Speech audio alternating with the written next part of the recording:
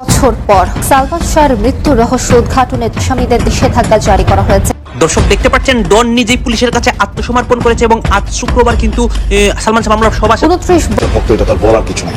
জলজ্যান্ত মানুষ কি হইল, এটা হত্যা নিরাপত্তাহীনতায় পড়ে যায়, তার অনেক শত্রু থাকতে পারে। সালমান শাহ যেদিন মারা যান তার কিছুদিন আগেও হঠাৎ করে খবর আসে সালমান শাহ আর নেই। এই এক খবর পুরো দেশকে স্তব্ধ করে দেয়।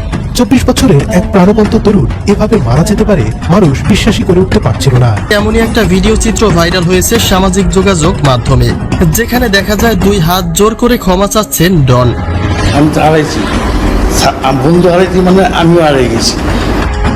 ভিডিওটিকে কেন্দ্র করে ইতিমধ্যেই একটা মিশ্র প্রতিক্রিয়া দেখা দিয়েছে সামাজিক যোগাযোগ মাধ্যমে। প্রধান আসামি হিসেবে নাম রয়েছে সালমানের সাবেক স্ত্রী সামিরা হকের, এছাড়াও রয়েছে ব্যবসায়ী আজিজ মোহাম্মদ ভাই, লতিফা হক লুসি, চলচ্চিত্রের খলনায়ক ডন সহ আরো কয়েকজনের নাম। মোট অভিযুক্ত 11 জনের পাশাপাশি উল্লেখ করা হয়েছে অজ্ঞাত আরো কয়েকজনের নাম।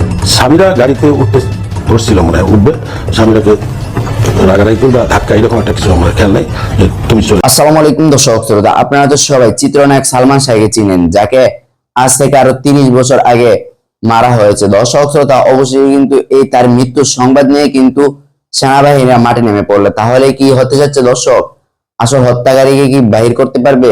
দর্শক, আজকে ভিডিও খুব ইম্পর্টেন্ট, তাই ভিডিওটি না টেনে শেষ পর্যন্ত দৌড় সহকারে দেখে যাবেন, তাহলে মূলত ভিডিওর আসল রহস্যগুলো বুঝতে পারবেন এবং জানতে পারবেন। তো চলেন আপনাদেরকে এক এক করে সবগুলো ভিডিও বিস্তারিত দেখাই। দক্ষতা, সংলাপে সাবলীলতা, সময়কে ছাড়িয়ে যাওয়ার স্টাইল এবং ফ্যাশন নিয়ে বাংলা চলচ্চিত্রে যিনি আসন গেড়ে বসেছিলেন, ক্রমেই যিনি বাংলা সিনেমাকে নিয়ে যাচ্ছিলেন অনন্য উচ্চতায়, একঘেয়ে অভিনয়ের স্টাইল দেখতে দেখতে ক্লান্ত দর্শকদের সামনে তিনি হয়ে আসেন নতুন আহ্বান হিসেবে। তার romantic melodrama, family drama, action, প্রতিবাদ সব চরিত্রেই ছিল নতুনত্বের স্বাদ। তার কাউবয় হ্যাট, গগলস, তার detective look, hoodie shirt, back brush করা চুল, কানে দুল, ফেড জিন্স, মাথায় স্কার্ফ, এমনকি ফ্যাশন সেন্স সবকিছু মিলিয়ে দর্শকরা তার প্রেমে পড়ে গিয়েছিল। ফলে তিনি হয়ে উঠেছিলেন তারুণের স্টাইল আইকন। কে তিনি? অবশ্যই এতটা বলার পরেও না বোঝার কিছুই নেই। তিনি সালমান শাহ, যার অকাল মৃত্যুর কথা কারোই অজানা নয়। সালমান শাহর মৃত্যুর পর 2 যুগ পার হয়ে গেছে। গঙ্গার জল অনেক গড়িয়েছে স্মৃতির মহাকাল ছুঁয়ে। সালমান ভক্তদের আগ্রহের শেষ নেই তার জীবনী এবং তার সঙ্গে জড়িত প্রতিটি বিষয়ের প্রতি। তার সাথে জড়িয়ে থাকা বিষয়গুলোর মাঝে অন্যতম হচ্ছে তার স্ত্রী সামিরা। দীর্ঘদিন ধরে তার কোনো খোঁজ খবরই নেই। কোথায় আছেন তিনি? কেমন আছেন? কি বা করছেন? সম্প্রতি একটি সূত্রে বেরিয়ে এসেছে সকল অজানা রহস্য। জানা গেল সালমান শাহর স্ত্রী এখন 3 সন্তানের মা। আমাদের আজকের এই ভিডিওতে জানাবো সেই সামিরা সম্পর্কে। তবে প্রিয় ভিউয়ার্স, মূল ভিডিওটি শুরুর আগে আপনার কাছে অনুরোধ থাকবে, আপনি যদি এখনো আমাদের চ্যানেলটি সাবস্ক্রাইব না করে থাকেন তাহলে অবশ্যই সাবস্ক্রাইব করে পাশে থাকা বেল আইকনটি ক্লিক করুন। কেননা আমরা আপনার কাছে পৌঁছে দেব হারিয়ে যাওয়া তারকাদের পরিবারের সর্বশেষ খবরাখবর সহ সময়ের জনপ্রিয় তারকাদের জীবনের কথা।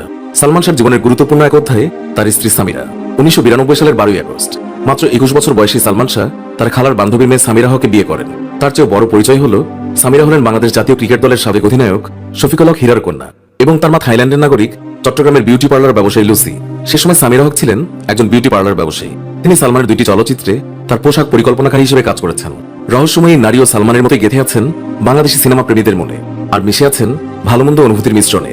অনেকেই জানতে চান তিনি কি করেন, কেমন আছেন সালমান শাহর স্ত্রী সামিরা। সালমান শাহর স্ত্রী সামিরা হক বর্তমানে থাইল্যান্ড প্রবাসী। সালমানের মৃত্যুর কয়েক বছর পরই তিনি বিয়ে করেছিলেন মুস্তাক ওয়াইজ নামের একজন ব্যবসায়ীকে। তাকে নিয়ে তিনি থাইল্যান্ডে পেতেছেন নতুন সংসার। বেশ সুখেই আছেন তিনি জলুসের জীবন নিয়ে। সেই সংসারে 3 সন্তানের জননী সামিরা, বড় ছেলে এবং ছোট 2 মেয়ে। সেখানে সামিরার 2 বোন ফারিয়া হক এবং হুনাইজা শেখ তাদের স্বামী সন্তান নিয়ে বসবাস করেন। জানা গেছে বাংলাদেশে তারা খুব একটা আসেন না, আর আসলেও এড়িয়ে চলেন মিডিয়া এবং কোলাহল। একান্ত নিকট আত্মীয়দের সঙ্গে দেখা করেন। সালমানের মৃত্যুর পর থেকেই একেবারে পর্দার আড়ালে চলে গেছেন সামিরা। সম্প্রতি বিষয়টি নিশ্চিত করে সামিরার বাবা হীরা বলেছেন, সালমানের মৃত্যুতে আর সবার মধ্যে আঘাত পেয়েছিল সামিরা। সে সময় সবাই সালমানকে হারানোর ব্যথায় কেঁদেছিল, আর আমার মেয়ে কেঁদেছিল অকালে বিধবা হয়ে যাওয়ার যন্ত্রণায়। সেই কষ্টকে বোঝার আগেই তাকে নিয়ে ছড়াতে থাকে নানান অপবাদ। সে সময় সালমানের মা নীলা চৌধুরী সালমানের মৃত্যুর জন্য সামিরাকে দায়ী করে একটি মামলা করেছিলেন। তাই সালমানের পরিবারের সঙ্গে কোনো রকম যোগাযোগ করেনি সামিরা। সবার দয়ায় সামিরা এখন ভালো আছে, স্বামী সন্তান নিয়ে সুখেই আছে। এর আগে 1996 সালের 6 সেপ্টেম্বর রাজধানীর ইস্কাটনের নিচ ফ্ল্যাটে সিলিং ফ্যানের সঙ্গে ঝুলন্ত অবস্থায় পাওয়া গিয়েছিল সালমান শাহর মৃতদেহ। বিষয়টিকে আত্মহত্যা বলে চালানোর চেষ্টা করলেও সালমান শাহর ভক্তরা সেটা কখনোই মানেননি। বিভিন্ন সময় অনেকে দাবি করেছেন সালমান শাহকে খুন করা হয়েছে। সালমান শাহর ঘনিষ্ঠ অনেকেই দাবি করেছেন স্ত্রী সামিরার গোপন প্রেমের জন্যই অকালে প্রাণ দিতে হয়েছে এই চিত্রনায়ককে। পরবর্তী সময় সালমানের পরিবার থেকে সামিরা এবং আরো কয়েকজনকে আসামি করে থানায় হত্যা মামলা দায়ের করা হয়েছিল, কিন্তু কোনো এক অজানা কারণে সেটি নিয়ে পরবর্তীতে তেমন আর কোনো অগ্রগতি চোখে পড়েনি। সালমান শাহ ভক্ত, এটা তার বলার কিছু নাই। জলজ্যান্ত মানুষ কি হইল, নিরাপত্তাহীনতায় পড়ে যায়, তার অনেক শত্রু থাকতে পারে। সালমান শাহ যেদিন মারা যান তার কিছুদিন আগেও আমার বাসা হচ্ছে বলাকা সিনেমা হল। এখন সিনেমা হলটা বন্ধ আছে, নিউ মার্কেটের পাশে বলাকা সিনেমা হলের পাশেই আমার বাসা। সালমান শাহ মানে ওনার যে মৃত্যু সংবাদ শুনলাম তার কিছুদিন আগেও আমরা সব বন্ধু বান্ধব দল বেঁধে তার সিনেমা আমরা বলাকা হলে গিয়ে দেখে আসছি। তো ওই সময়ে যারা আমরা ছিলাম, আমরা তো মানে সালমান শাহ ভক্ত, এটা তো বলার কিছু নাই। তো যেই দিন শুনলাম সেই দিন না আসলে হয় না যে একটা জলজ্যান্ত মানুষ মানে কি হইল। তো তারপরে তো বিভিন্ন নিউজ আসা শুরু করলো, এই ঘটনা সেই ঘটনা, এটার সাথে অমুক জড়িত, এটা বিভিন্ন ঘটনা। এখন আসলে কি বলবো, মানে আল্লাহ ছাড়ার মানে কে জানে যে আসলে ওই দিন কি হয়েছিল। যদিও এখন শুনছি যে তদন্ত হচ্ছে, তো দেখা যাক, আশা করছি সুষ্ঠু তদন্ত হবে এবং আসল ঘটনাটা বেরিয়ে আসবে। আসলে নিরাপত্তার বিষয়টা আমাদের নাটকের ইন্ডাস্ট্রিতে এই ব্যাপারটা খুব একটা এফেক্ট করে না, তবে আমার মনে হয় যে ফিল্ম ইন্ডাস্ট্রিতে এই বিষয়টা এফেক্ট করে।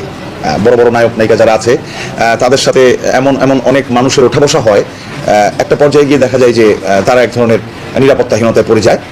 আর নাটকের ইন্ডাস্ট্রিতে আমরা যারা অভিনয় করছি আমাদের ওরকম যে খুব একটা বড় প্রবলেমে পড়তে হয় ব্যাপারটা তা না। এখন দু চারজন সুপারস্টার আছেন, স্বাভাবিকভাবে একজন সুপারস্টারের কিছুটা তো নিরাপত্তা লাগেই, কারণ একজন সুপারস্টারকে বহু মানুষ চায়, তার অনেক শত্রু থাকতে পারে। তো সেই ক্ষেত্রে দু একজন সুপারস্টারের ক্ষেত্রে হয়তো নিরাপত্তার একটা টেনশন থাকে বা তারা এক ধরনের টেনশনে থাকে। দেখছি এই যে এখানে শুটিং হয়েছে, যে জীবন সাথে এখানে একটা ফাইট আছে, আপনি দেখবেন শাবনুর আপু এবং এই এখানে অনেক আর্টিস্ট, আমার স্পষ্ট মনে আছে, আমি শুটিং দেখছি এখানে। সালমান ভাই অত্যন্ত ভালো, আমি 2 বছর আমি বললাম না যে আমি আসা যাওয়ার ভিতরে ছিলাম। সালমান ভাই অনেক সিনেমা শুটিং এর কাছাকাছি, উনি অত্যন্ত একটা ভালো মনের মানুষ ছিল এবং সবার সাথে মিশুক, মানে সবার সাথে মিশে হাতে হাত কাঁধে কাঁধ রেখে কথা বলতো। মানে সে যে একটা স্টার ছিল সালমান শাহ, সেটা কিন্তু মনে করতো না। যে কোনো প্রোডাকশন বয় বা ড্রেসে বা মেকআপের বা ফাইটার্স বা নাচের ছেলে সবার সাথে কিন্তু হাসি খুশি বন্ধু সুলভ ভাবে কথা বলতো। মানে খুব অত্যন্ত ভালো একটা মানে হিরো ছিল। কাজ হয় না, আমি তখন নতুন, আর আমার যখন এই কাজের প্রস্তুতি আমি আয়সা পড়ছি তখন আল্লাহ তার দুনিয়া থেকে সে বিদায় নিল। আমারও কপাল খারাপ, সালমান ভাইয়ের সাথে তার কাজ করা হলো চলে গেল। ইন্ডাস্ট্রি অবশ্যই ক্ষতি, একটা স্টার হিরো যাকে দর্শক পছন্দ করে নিছে, তো অবশ্যই তো তার সিনেমা একটা প্রযোজক ভালো থাকতো, একটা ডিরেক্টর ভালো। এখন দেখা গেলো একটা সিনেমা দেখা গেলো আমার 400-500 থেকে কাজ করি, তো এই সব ওই লোকগুলো কর্মস্থলগুলি একটু ভালো হতো। একটা সিনেমার হিরো বা মারা গেলে বা একটা টেকনিশিয়ান অবশ্যই তো সিনেমার ক্ষতি হবে। যেমন আমাদের সালমান ভাই নাই, জসিম সাহেব নাই, মান্না ভাই নাই, অনেক আমাদের মহানায়ক নাই, এই লোকগুলি থাকলে আমাদের হয়তো ভালো কিছু হতো। জাফর ইকবাল সাহেব নাই, ফারুক সাহেব নাই, অনেক মানে আমাদের মানে প্রিয় শ্রদ্ধেয় যে মানে সিনিয়র যে মানে গুলি এবং রাজ্জাক সাহেব নাই, তো ওনারা যদি থাকতো ইন্ডাস্ট্রি আমাদের এরকম অবস্থা নাও হতে পারতো, মনে করি ইন্ডাস্ট্রি আরো ভালো থাকতো। এখন আমাদের ইন্ডাস্ট্রি একজনের উপর নির্ভরশীল। হ্যাঁ অনেক আগে কন্টিনিউ শুটিং হতে পারলাম। মেরি অ্যান্ডারসন একটা স্টুডিও আছে, আমার বোনের বাড়ি ওখানে ছিল, আমি ওখানে থাকতাম, আমি প্রতিদিন শুটিং দেখতে যেতাম, প্রতিদিন। আমার বড় ভাই আমাকে যে ফিল্ম আনছে আনোয়ার হোসেন, আমার আরমান ফাইটিং গ্রুপের সদস্য ছিলেন, উনি আমাকে ওখানে একটা মানে গেট আসা যাওয়ার একটা ব্যবস্থা করবে। আমি কন্টিনিউ সালমান ভাই শুটিং দেখলাম, প্রেম যুদ্ধ, ওই কি বলে এই সুজন সুখী, এবং অনেক সিনেমা শুটিং কিন্তু ওখানে হয়েছে।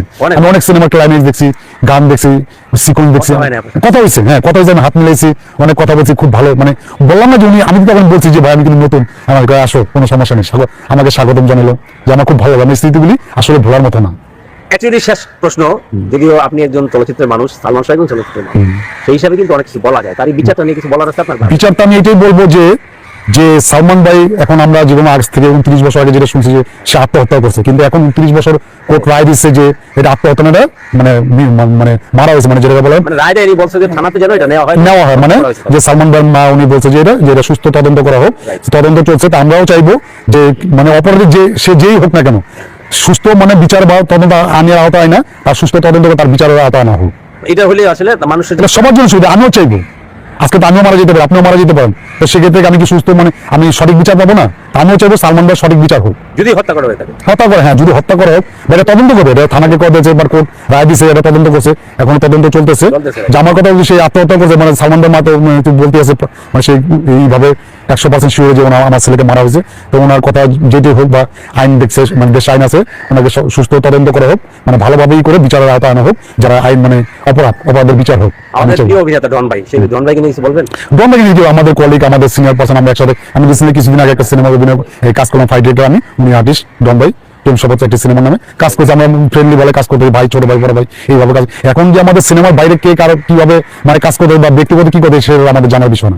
আমরা যদি জানি সে একটা ভালো, আমার সাথে কখনো খারাপ করে, আমি কেন তার কথা খারাপ? সালমানের সাথে ডনের একটা বন্ধুত্বের সম্পর্ক খুব ভালো, আমি নিজে চোখে দেখছি, বা অনেক মানে বেশিরভাগ প্রেম যুদ্ধতে বা অনেক জীবন সংসার, জাগরেশন রাজু স্যার আমি দেখছি, এই যে এখানে শুটিং হয়েছে, জীবন সরকার এখানে একটা ফাইট আছে, আপনি দেখবেন। সিবিআই অবশেষে যে তদন্ত প্রতিবেদন দাখিল করেছেন, সেই তদন্ত প্রতিবেদনে তারা আত্মহত্যা বলে তারা দাবি করছেন, তারা বলেছেন যে পুরো বিষয়টি তারা ঘটনা তারা তদন্ত করে আত্মহত্যা বলে তারা প্রমাণ মিলেছেন এবং প্রায় অর্ধ শতাধিক তারা সাক্ষী নিয়েছেন এবং এই বিষয় নিয়ে পুরো বাংলাদেশ সহ বিশ্ববিদ্যালয় যেখানে বাংলাদেশি রয়েছেন সেখানে বেশ আলোড়ন সৃষ্টি হয়েছে। আমরা এখন সরাসরি চলে এসেছি যে সালমান শাহর মা নীলা চৌধুরীর যে বাসভবন ম্যানচেস্টারের রসডেলে, আমরা সেখানে এসেছি। আমরা সরাসরি জানতে চাইবো তার প্রতিক্রিয়া, তার এই সন্তান হারার যে 24 বছর পর এসেও যে তদন্ত প্রতিবেদনের এই বিষয়ে তিনি কি প্রতিক্রিয়া দিচ্ছেন এবং এর পরবর্তী কি পদক্ষেপ সে নিয়ে আমরা সরাসরি। প্রিয় দর্শক শ্রোতা, আপনারা ভিডিও দেখতে ভিডিও শেষ পর্যন্ত চলে আসেন। অবশ্যই আপনাদের মতামত কমেন্ট বক্সে জানাতে ভুলবেন না। আর নতুন নতুন আপডেট ভিডিও পেতে অবশ্যই আমাদের চ্যানেল এখন সাবস্ক্রাইব করে দিন। তো আপনাদের সাথে আবার দেখা হচ্ছে পরবর্তী এক ভিডিওতে।